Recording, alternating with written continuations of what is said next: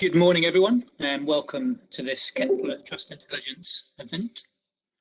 We're shortly going to be hearing from Gabriel, who's Deputy Manager, Aberdeen Standard Asia Focus, or AAS. AAS invests in small caps in the Asia-Pacific region, which the managers Hugh Young and Gabriel believe are or will become market leaders in their industry. Large caps, specifically tech large caps, have been more in favour in recent years, perhaps partly as a result. AAS is on a 12.9% discount. However, it's noticeable that the shares have outperformed the large cap sector since November. So maybe the market environment is becoming more conducive to the style. We have around 30 minutes for the presentation, with 15 minutes available for your questions afterwards. Please note that your microphones are muted. If you wish to ask a question, there's a box should be on the right of your screen. I will be recording those and putting them to the manager afterwards. I apologise if we can't get to every single question. We do have a lot of people attending this talk. If we can't answer all your questions, we will do our best to get them to the manager afterwards. So without further ado, I'll hand over to Gabriel. Thanks, Thomas. Thank you, Kepler, for organising this event, and thanks everyone for joining. As Thomas said, my name is Gabriel. I've been with Aberdeen Standard Investments for 13 years or so in Asian and emerging market equities. And I've been assisting Hugh on this portfolio for the last 2 to 3 years. As Thomas said, I'll try to run through the presentation in about 30 minutes, and I'll run through the trust and start with why Asia small caps and why us for that asset class. I'll then touch on the market and our strategy's performance, look at our positioning and a little bit on outlook, although I'll certainly leave time for questions. So just why Asian small caps? I think there's 3 very clear reasons why it's an attractive asset class. I think the first one is really the potential for outperformance. If you look at the small cap sector of the market, it is more inefficient. There are less research analysts covering these companies, and increasingly with MiFID, less and less analysts covering the segment of the market. And by their very nature, small caps should, or a few of the small caps should do better than large caps over time, although we can touch on why the last few years that hasn't been the case. Second reason is actually a reduction in risk. We have a slide here showing what would happen to your performance if you combined a passive investment in large cap with this trust.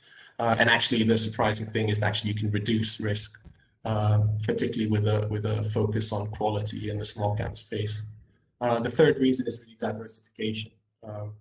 There are significant differences in the types of companies you can invest, both by sector and geography.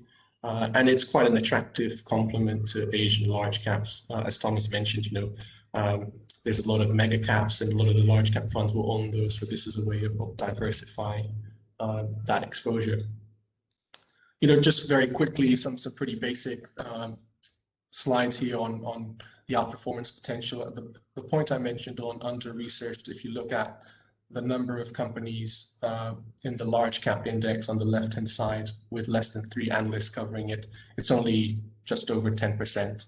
But in the small cap space, almost half of the index only has less than 3 analysts covering it. And if you look at this strategy in particular, we're looking at companies typically below 1.5 billion market cap, which is the small end of the small cap space. And about half or more of our companies won't even be in the small cap benchmark. So the trust is very different to peers and very different to the benchmark. And we do typically use both these benchmarks as reference points for performance, but we try to emphasize that the trust is very different and it's focused on total return.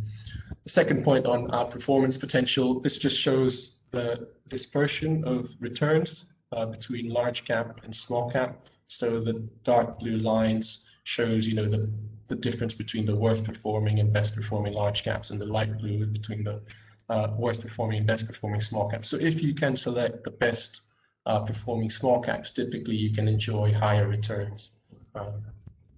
In some years, those will be the low quality and very racy names. but certainly, you can pick good companies in the small cap space that will outperform large caps. This is the slide I was mentioning around combining the trust with a passive investment in large cap. So the dark blue line there is if you had 100% of your portfolio in the large cap benchmark. And this is showing performance from 2004 to January this year. That's the period where we could get good benchmark data for. And essentially, by combining the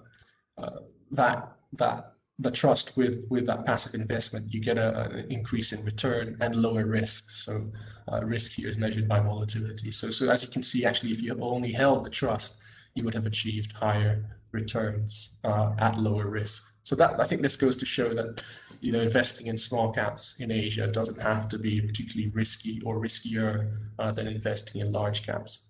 In terms of the point around diversification, this just shows some differences between the large cap and small cap benchmark by sector.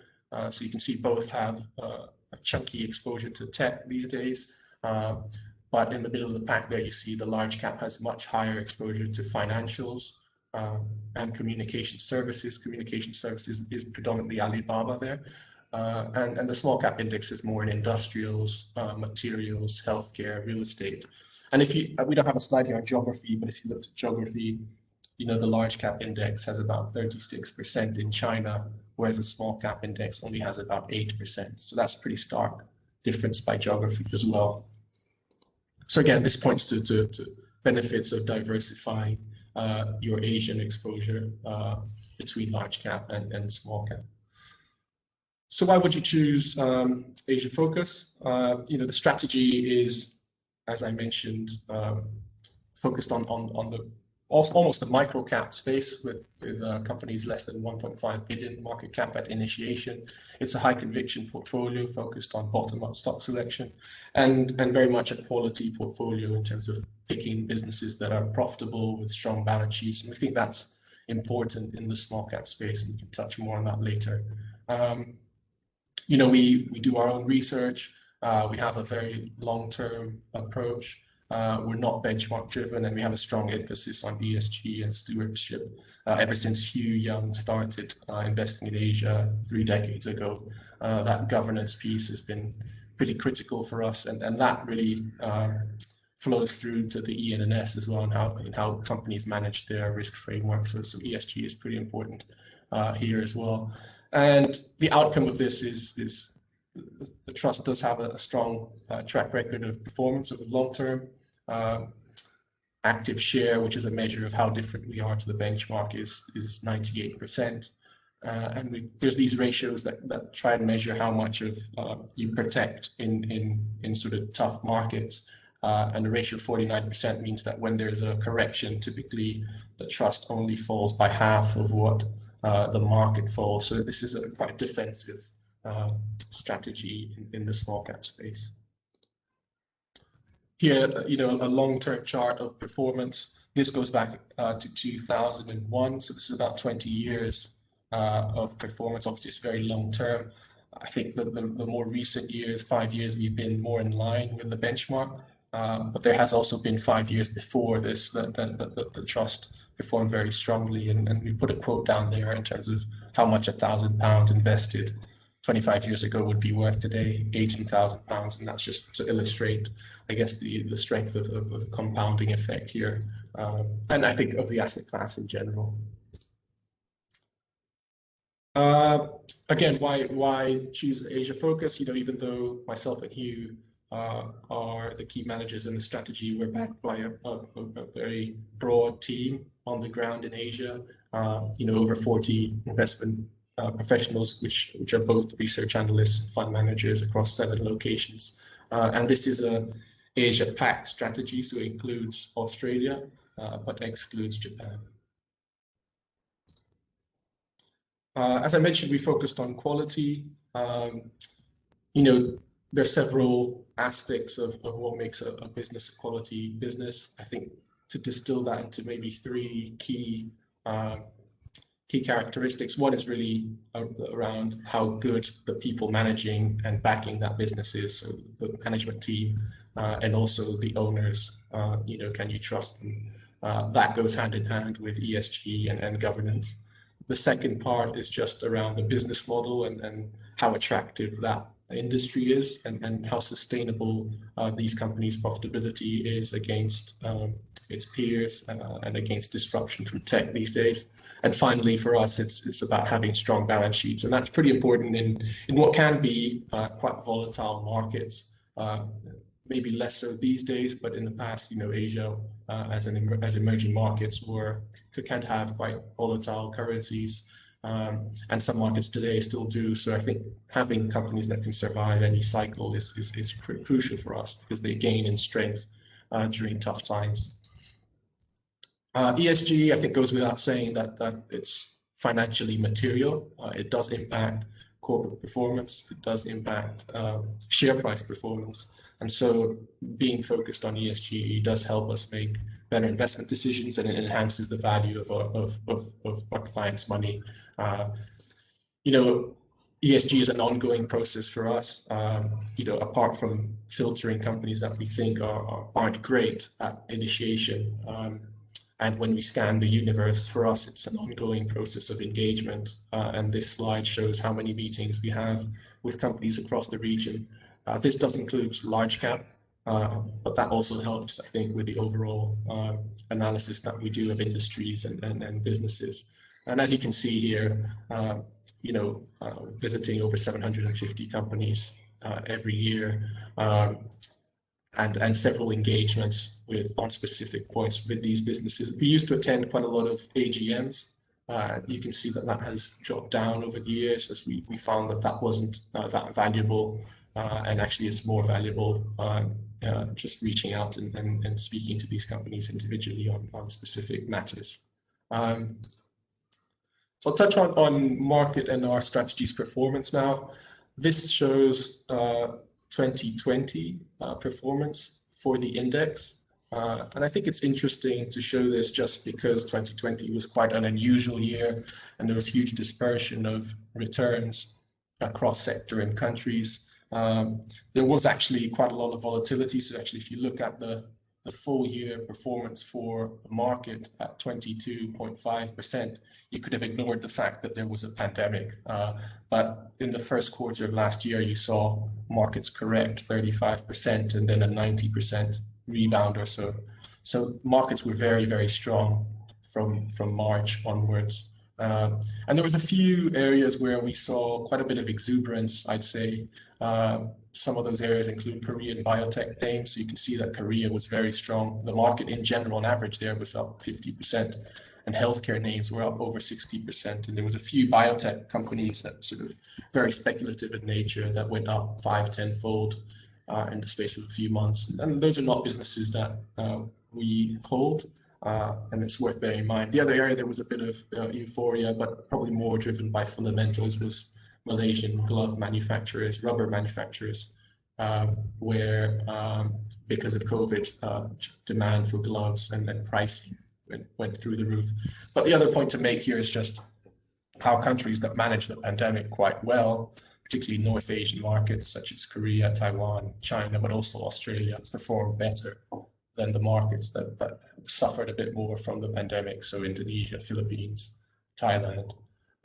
India had a tough time in the first half, but recovered quite strongly towards the latter part of the year. And then healthcare and things like tech obviously did very well and outperformed the more cyclical sectors such as energy, where we had a big oil crash, and also financials. I could spend a lot of time here, but I'll just move on.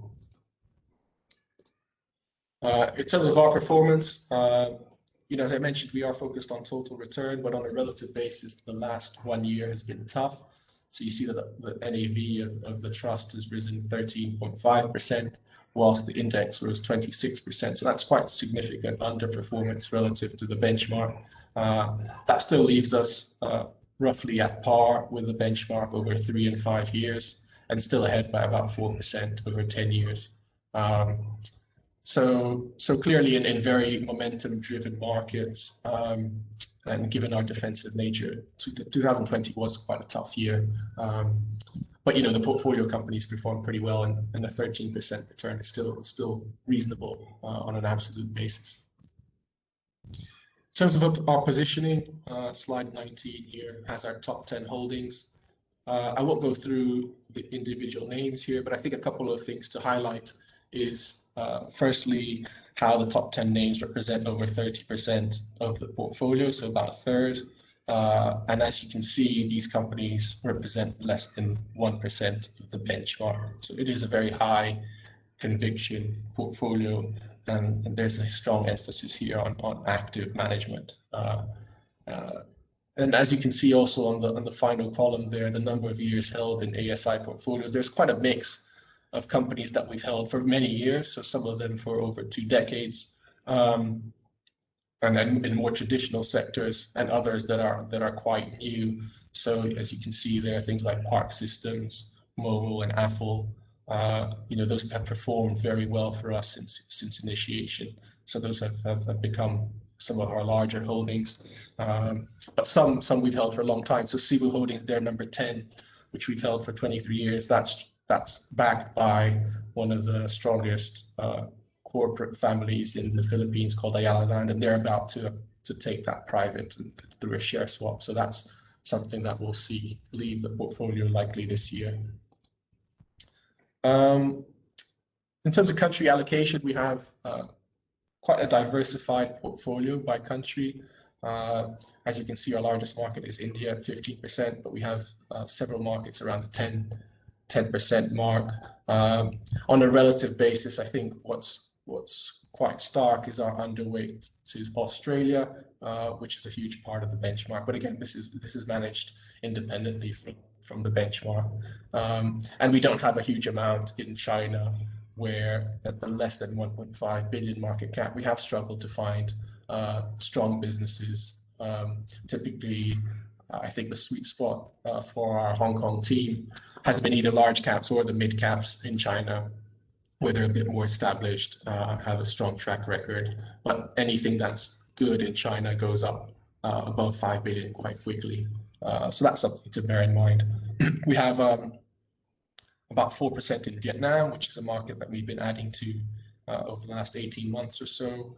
And we've been finding plenty of new ideas in Taiwan as well. So that's a market where the exposure has increased over the past year or so. Similarly, from a sector perspective, we have quite a balance. Tech is now the largest part of the portfolio at 20%.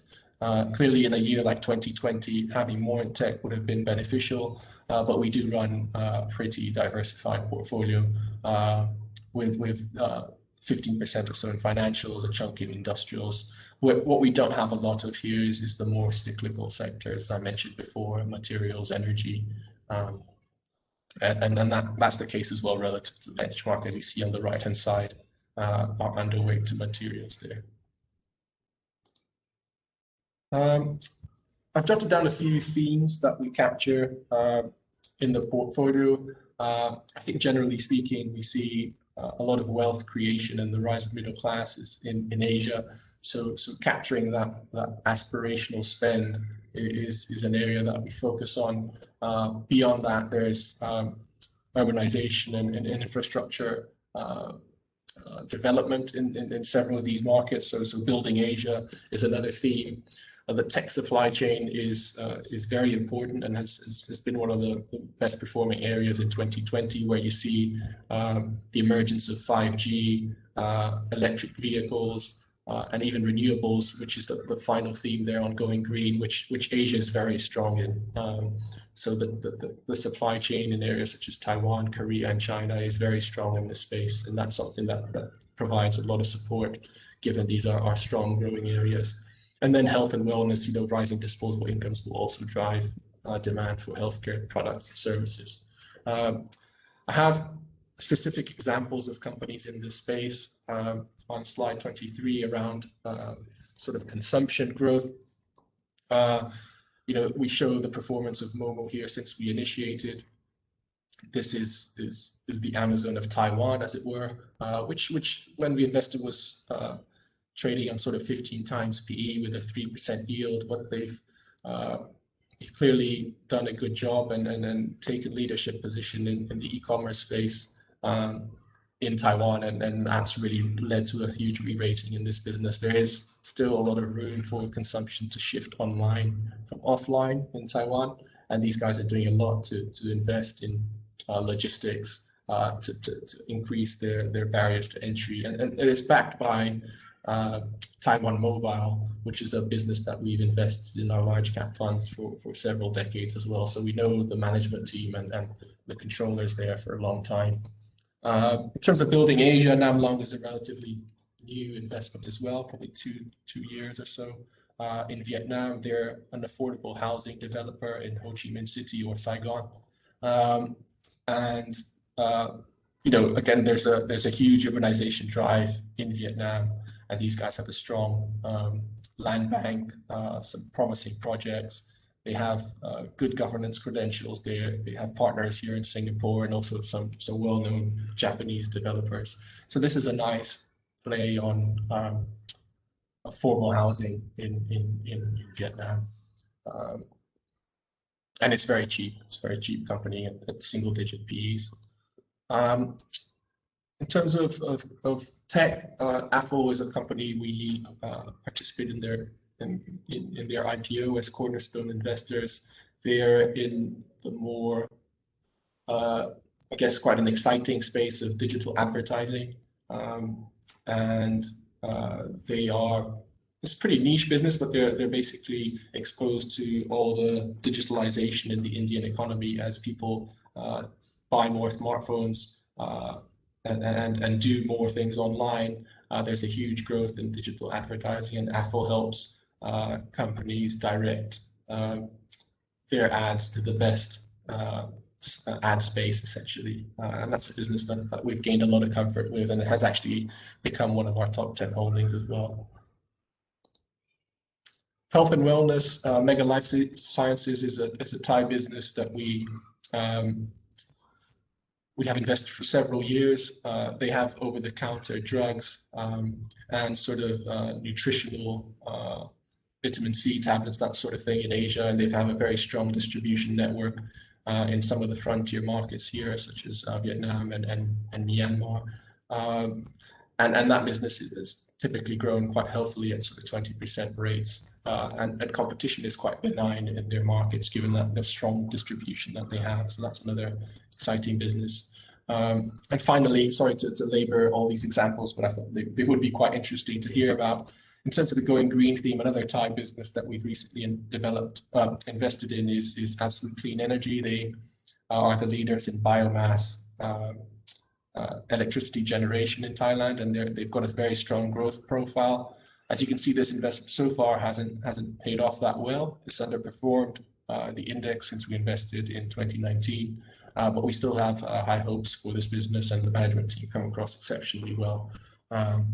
You know, I think this was probably not the cheapest business that we acquired, but the growth outlook remains very strong. So as those projects come through, we think that will be reflected, and share price will catch up.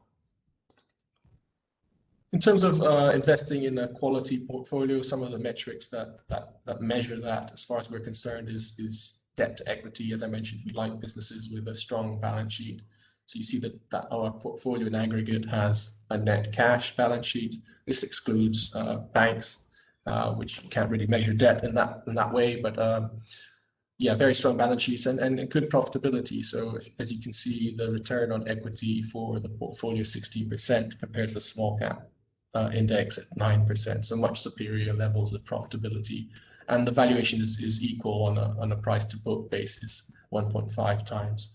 We haven't included the index PEs, but we have included the fund's PEs there because the data was a bit all over the place in terms of capturing the universe correctly. But as you can see, PEs are a little bit all over the place because of the tough year in terms of COVID. So you saw an increase in PE from 19 to 20 as earnings have collapsed, but you see an improvement into 2021 from 20 times to around 16 times, which we think is pretty reasonable for the growth that you get in the region.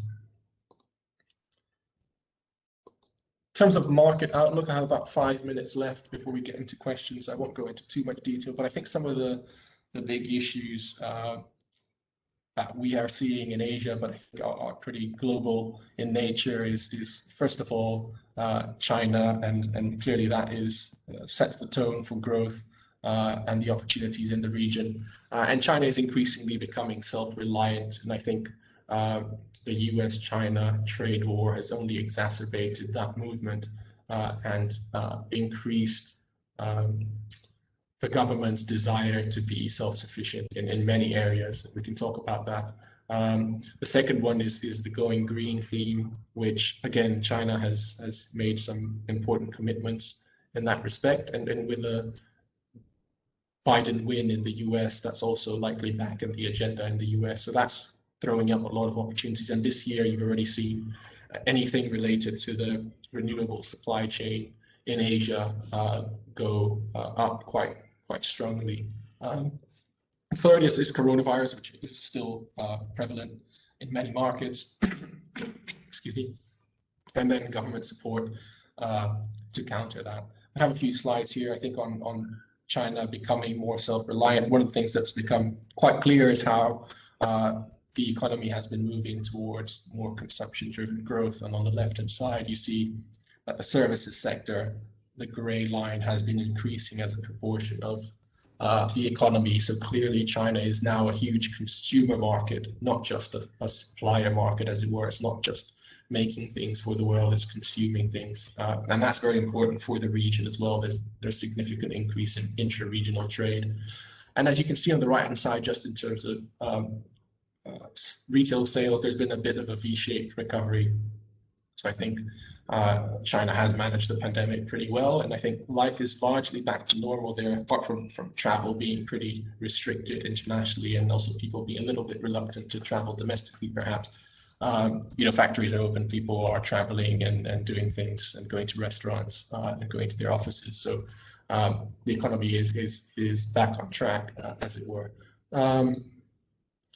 On page 32, I mentioned China's commitment to going green, and I think they've made a statement around becoming carbon neutral by 2060. And while 2060 might seem like a very far way away, the amount of transformation in the energy mix that's required to get there is pretty significant. And we have a slide here that shows that it's still pretty reliant on coal, oil, and gas, and that will have to shift quite drastically towards things like nuclear, solar, and wind. And that's a bigger commitment than the US has made, for example, in several other markets. Probably a little bit behind Europe, I'd say. And I think the important point here as well is that it benefits them to make this commitment, because China and Asia dominates the supply chain. So if you look at things like solar wafers that goes into solar panels, over 90% are manufactured in China. Batteries is primarily driven out of China and Korea, and wind turbines are also, almost a third comes from China. So this again helps them become self-sufficient and helps them drive the economy locally. In terms of COVID, clearly it's still driving markets, and markets have rallied on vaccine hopes, and rollouts have been quite slow in Asia. So whilst the handling of the pandemic was quite good, vaccine rollouts for some markets will be pretty tough if you think about India.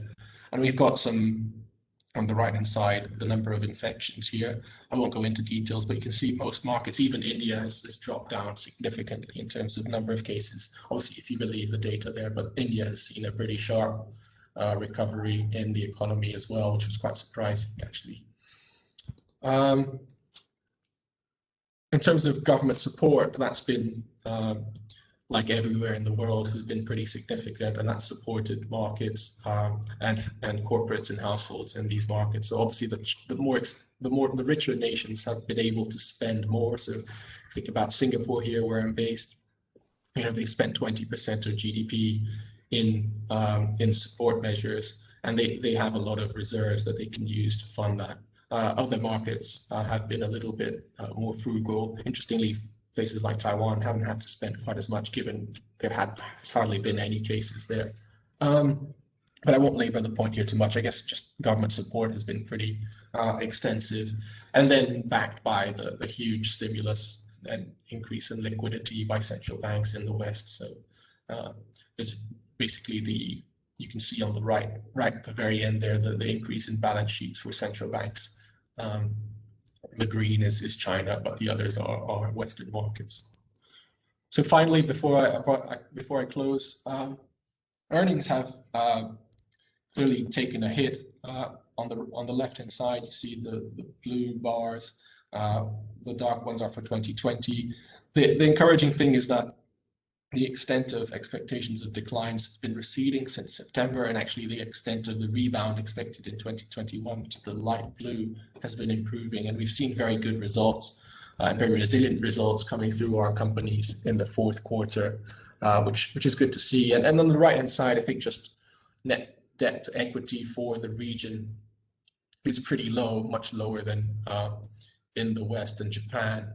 And in other emerging markets. So I think that sets the region nicely because it's seeing stronger growth and also corporates typically have lower debt levels.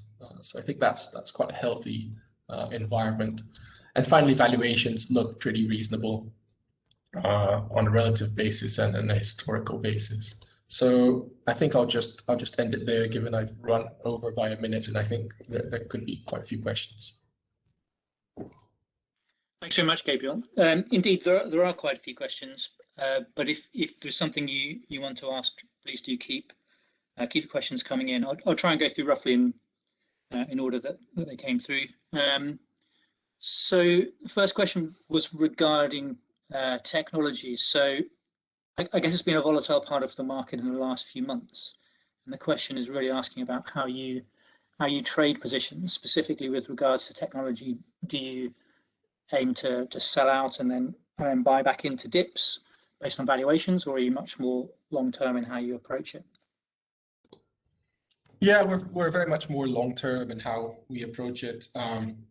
Typically, if it's an expensive tech business, we initiate it at a small position and then build that position over time in dips. If you take the example of a Momo, we invested a couple of years ago at 1.5%. And we've just let it run, so it reached about 5% of the portfolio, and then at that point, it had re-rated quite significantly and was looking much more expensive. So even though the growth remains exciting, we started to take some money off Momo. So that's now around 4.4% of the portfolio. But clearly, in this environment, there is a lot of concern or chatter around rotation to value. I think we capture a bit of both in the portfolio. So in 2020, we didn't keep up with the index because we don't have the whole portfolio in growth tech names. We have quite a bit in sort of traditional financial businesses, which became very cheap. So we're seeing part of the portfolio now do a bit better. But it doesn't mean that we are actively reducing tech. I think our tech exposure, we still see a pretty bright outlook for it, particularly in the semiconductor supply chain, where inventories have been cut, and there's still a lot of demand from working from home, from digitalization, cloud computing, and all the rest of it. So we're not too concerned there. I think in the software space there might be a little bit more excess in terms of valuations, but we don't have huge amounts of exposure there. We do have some. And tying in a couple of questions that have come through on similar themes. So you mentioned Momo. Are there many other opportunities in small caps in e-commerce? And picking up on another thing you mentioned, there is perhaps a global move towards cyclicals at the moment. Are you looking to follow that trend, or is that something that you will look through? Yeah, so e-commerce is an interesting one because I think typically you think about the Chinese names, and those clearly don't feature in the portfolio. They're huge businesses, some reaching $1 trillion in market cap, the likes of Alibaba. So the Chinese space is tough, but there are more niche markets where there are opportunities in e-commerce, and one of the perhaps not pure e-commerce players, but in India there's an increasing digitalization wave, and we're seeing a lot of private companies that are likely to list in the next 12 to 18 months, which potentially could feature in Asia focus. 1.5 billion.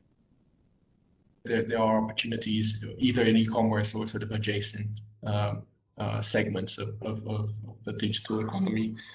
So we keep our eyes out. I think that's where there are more sort of pipeline of ideas coming through, is predominantly in tech these days. Also, given where valuations are, I think promoters are quite keen to list. In terms of cyclicals, I think we've held through our financials exposure through COVID, and we're seeing a nice rebound now. Bad debts weren't as bad as expected, and those businesses became very cheap. We're not particularly excited about materials, so that's an area that's potentially a risk. Materials already performed quite well actually in 2020. Energy performed pretty poorly, but metals did quite well. And it's not an area that we find that many companies that we want to invest in. So I think cyclicals for us in the portfolio is more around the financials, the industrial stocks, so the capital goods, that sort of thing, rather than the pure miners, as it were. So we have that already in the portfolio. We did top up some of them. We have a company called Pacific Basin, which is a shipping company. And that one we've been adding to ahead of this rotation, and that's been one of the biggest beneficiaries that we've seen of this rotation, where with commodity prices increasing, their freight rates have gone up as well. We had one question regarding Hugh. So obviously he's been on the fund, wasn't since launch, I believe, in '94, very long time. Does he have plans to remain? Is there active succession planning? I know it's putting you on the spot a bit, but is it a concern of some investors? Yeah, I think it's a question we get quite a lot. I think, yeah, he's clearly been doing this for a long time. He was also our MD for Asia for whole of Aberdeen Standard Investments. That's just recently changed. So as you might be aware, Aberdeen Standard Investments, or SLA, has a new CEO, and he's also put in place a new head of Asia. So Hugh has become chairman of Asia, and he'll be sort of handing over to the new CEO, and he'll basically focus more on the investment side and Asia focus in particular. So I think that's good news for us. I think it's pretty clear that he's not going to be around forever, right? He's been doing this since 1995, as was mentioned. We have a very broad team in Singapore, 15 fund managers, many of which have been with the firm for 15 years or so. We run several trusts in Asia, and also an open-ended small cap fund. So I think whoever takes that on is very experienced in Asia and small caps as well. So I'm not sure if it would be a team, it would return to sort of more of a team management. We're all very collaborative in Asia. And also, I think the board would also have to take a view on that, whether they want a named manager or just the Asian equities team. So I think we'll wait and see on that. It's worth mentioning, I suppose, that the named manager was the Asian equities team until 2017, I believe, wasn't it? So correct. Yeah, so there was a name change for the trust, where the board were keen to see an even higher conviction portfolio, and actually what we've been doing over the last 2 to 3 years is also transition the portfolio to the higher conviction ideas and refresh it a bit more. So as you saw in the top 10 holdings, there's been a few more new economy names emerge, and at the same time as there was that name change and greater focus in the trust, he was also became the named fund manager to increase accountability and visibility that he personally has with the trust, I think from a practical perspective, it's still the Asian team is behind the research for this portfolio, and nothing changed sort of dramatically there. A couple of questions on geographical exposure. I know you covered a little bit in passing, but regards to China and Korea. So specifically, why do you have such little exposure to Korea, and is that something you would increase? And then with China, more on why you have so few analysts covering China. As I say, I think you covered a little bit, but perhaps a bit more. Yeah, those are good questions. I'll start with Korea. I think Korea historically has been a tough market for us to find quality. I think it's quite clear that the governance credentials in Korea, or at least the disclosures, are worse. So for us, it's been a bit of a struggle. But we have found more ideas in Korea. Park Systems, which is now the largest holding in the trust, we introduced relatively recently, and they're sort of revolutionizing the microscope industry. And we have 3 names in Korea at the moment, which is not that much, but we have been building a pipeline of names that we like in Korea. And similarly, which is a point that goes to China as well, I think the market cap limit that we have means that we're sometimes a bit chasing ourselves in that market cap limit. So the market cap limit used to be 500 million, and it's increased to 1.5 billion. And I think it's important because it helps us focus on the really niche and emerging opportunities. But it does also mean that occasionally we miss out on some opportunities on slightly bigger businesses. So that's something that's an active discussion that we have at the moment with the board as well. And I think it's particularly relevant for China, where we do have several analysts covering China. So we have people in Hong Kong and on the ground in Shanghai as well. And that's the area of the business that we continue to add people. We do run a China A-share fund as well. So the A-share market is a huge market in our universe. There's 3,000 companies there, and it's only a small part of the large cap benchmark.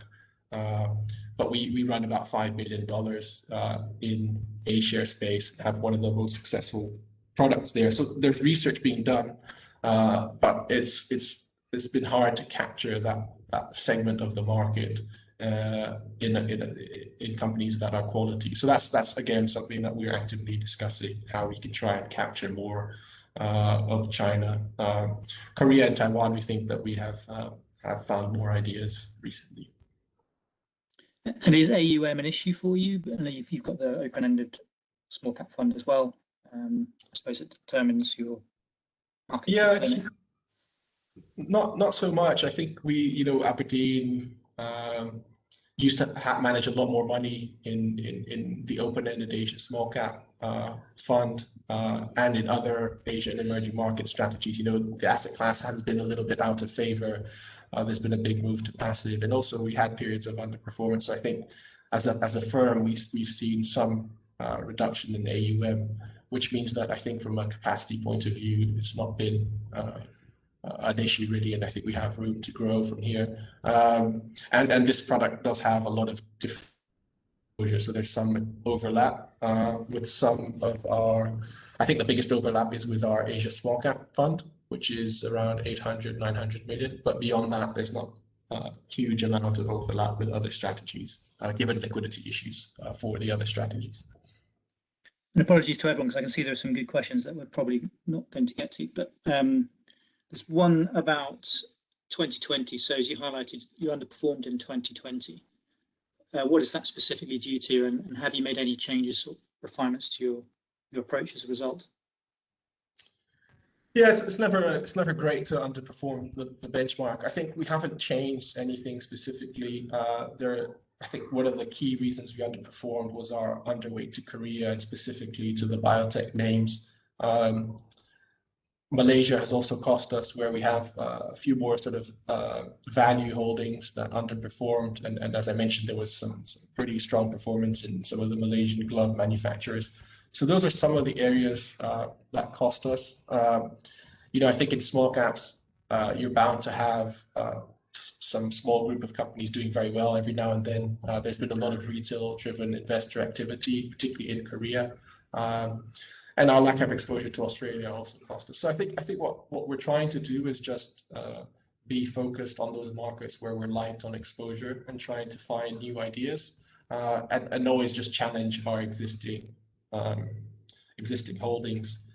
So I think over the last 2-3 years, we've been a bit more, say, brutal or less patient on some of our companies, small positions that we're waiting for better realization of value, and some of them we've just decided to recycle that capital into more exciting ideas that are coming through, because I think there is a lot of exciting ideas coming through. It's a very dynamic asset class, a lot of IPOs and a lot of companies that we haven't heard of that are being presented to us. I think that's quite exciting.